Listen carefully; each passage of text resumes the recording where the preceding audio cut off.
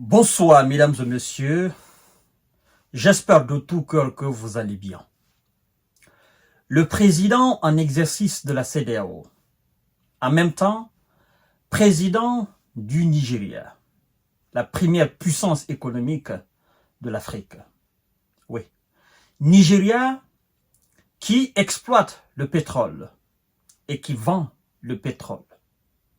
Nigeria qui a le nombre d'habitants le plus élevé en Afrique. Mesdames et messieurs, M. Bola Ahmed Tinubu vient de descendre froidement plus d'une trentaine ou d'une quarantaine de Nigérians. Froidement. La raison, vous la connaissez. Le peuple du Nigeria est fatigué. Le peuple de Nigeria a faim. Le peuple de Nigeria vit aujourd'hui dans une précarité sans précédent. Le peuple de Nigeria est pris par la souffrance jusqu'à la clavicule. Et M. Bola Tinubu, élu président du Nigeria, a promis de grandes choses au peuple. Au lieu de poser les bases de ce qu'il a promis au peuple, il fait le contraire. Il augmente le prix du carburant. Vous savez, aujourd'hui, tout est lié au carburant. Lorsque vous augmentez le prix du carburant, le sac de riz, le sac de sucre, sac de fonio, sac de farine, tout est lié au carburant. Et donc, le problème éclate. Le peuple ne peut pas supporter ce rythme. Et croyez-moi, M. Bola Tinubu, en faisant cela, il se dit, je le fais pour vous. Je fais tout ce plan politique administratif pour vous. C'est pour que demain ou après-demain, vous ayez les retombées de ma politique. Mais le peuple dit non. Vous parlez de demain. Nous, aujourd'hui, là, ce qu'on doit manger, on n'en a pas. Ce qu'on doit manger demain, on n'en a pas. On ne sait même pas si on va survivre après-demain. Vous parlez d'une année. Vous parlez de 2 ans. Genre, vous créez quelque chose, vous mettez en place dans une famille qui n'a même pas ce que manger aujourd'hui, ce soir-là même, et puis vous dites à cette famille, mais attendez dans 1 mois, vous aurez le fruit de ça. Mais les éléments de la famille vous disent, mais vous êtes fous, ça ne marche pas dans votre tête. Nous, on vous dit qu'on n'a pas quoi manger aujourd'hui, et vous dites, attendez dans 1 mois. Mais dégagez alors. C'est ce qui s'est passé au Nigeria. Et alors, le peuple demande à ce que M. Bola Tinubu revienne sur ses pas. Pour dire, avant que vous ne preniez ces décisions, subvention du carburant, machin, avant que vous ne preniez toutes ces décisions, ben, écoutez, on est un peu mieux. Et revenez, tout ce que vous avez fait là, revenez en arrière. Au moins, on peut attendre, dans cette réalité de l'arrière, on peut attendre jusqu'à 1 année. M. Bola Tinubu dit net. Il faut que vous attendez. Voilà ce qui s'est passé. Des gens qui se sont levés le matin sont allés voter pour vous, pour que vous soyez président. Et ces mêmes gens descendent dans les rues pour vous faire comprendre, c'est-à-dire leurs mots. Et vous dites, vous n'avez rien compris.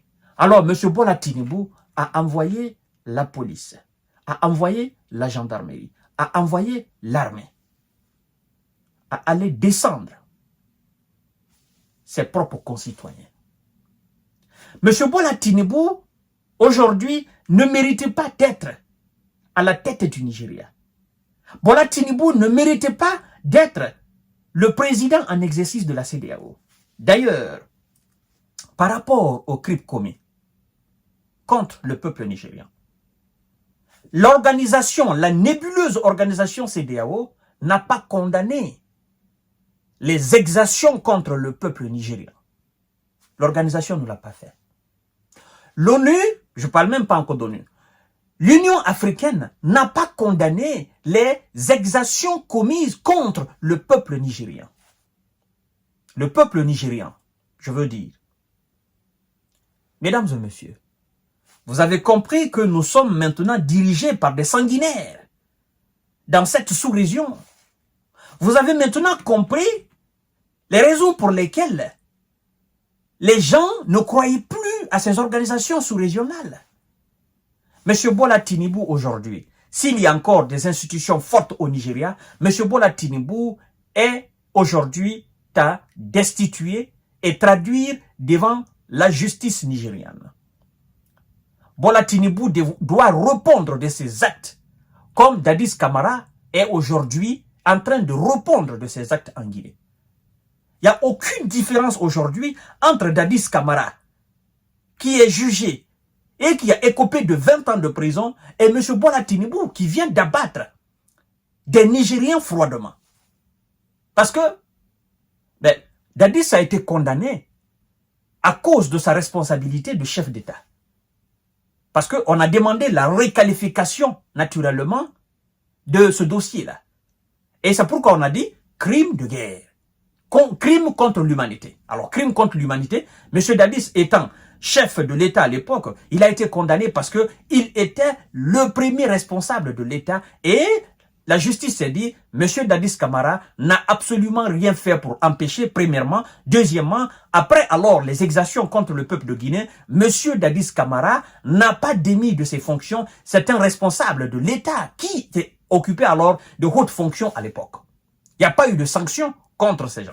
Voilà les raisons pour lesquelles Dadis a occupé 20 ans de prison. À l'image de Dadis Camara, M. Bola Tinubu, aujourd'hui, doit être destitué et traduit devant la juridiction nigériane, afin qu'il puisse répondre de ce qu'il vient de commettre contre le peuple frère du Nigeria. Quelle différence? Il n'y a aucune différence. Lui, c'est le chef d'État du Nigeria d'aujourd'hui. Et d'ailleurs, on ne parle même pas d'enquête ouverte contre les malfrats qui ont fait l'abus du pouvoir. Parce qu'il y a la bavure policière.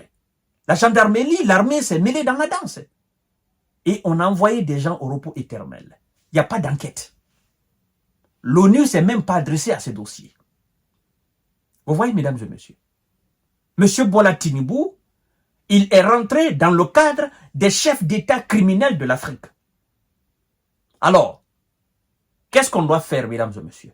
Aujourd'hui, les citoyens et citoyennes nigérians préfèrent fuir, aller s'installer au Burkina, au Mali, au Niger. Au moins là-bas, ils sont en sécurité.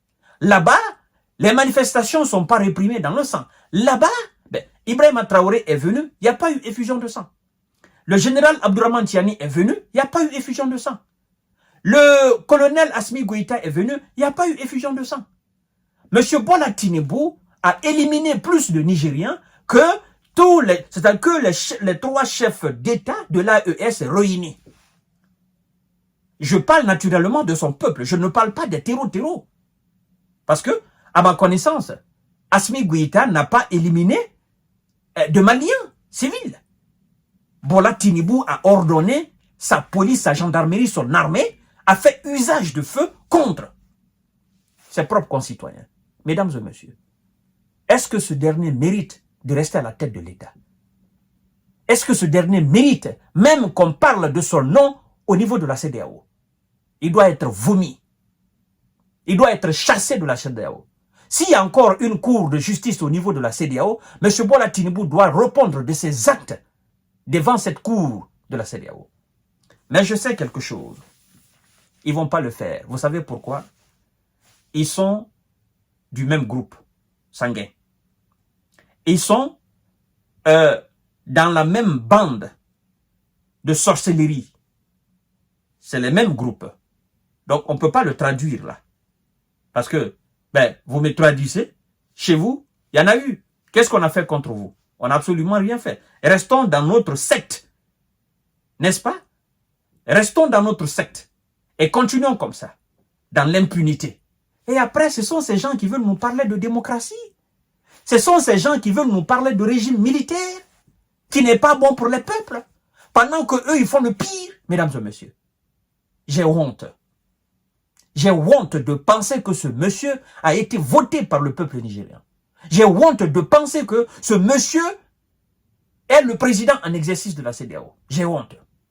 Sincèrement, j'ai honte même. Mesdames et messieurs, ce monsieur est à vomir. Il est à chasser. Il est à traduire devant la justice. Il doit répondre de ses actes. Et même s'il reste là, mesdames et messieurs, même s'il reste là, il doit comprendre qu'il sera jugé par le tribunal de l'histoire pour le crime qu'il vient de commettre contre le peuple frère du Nigeria. À tout à l'heure pour notre série d'informations de décortiquage. Merci beaucoup.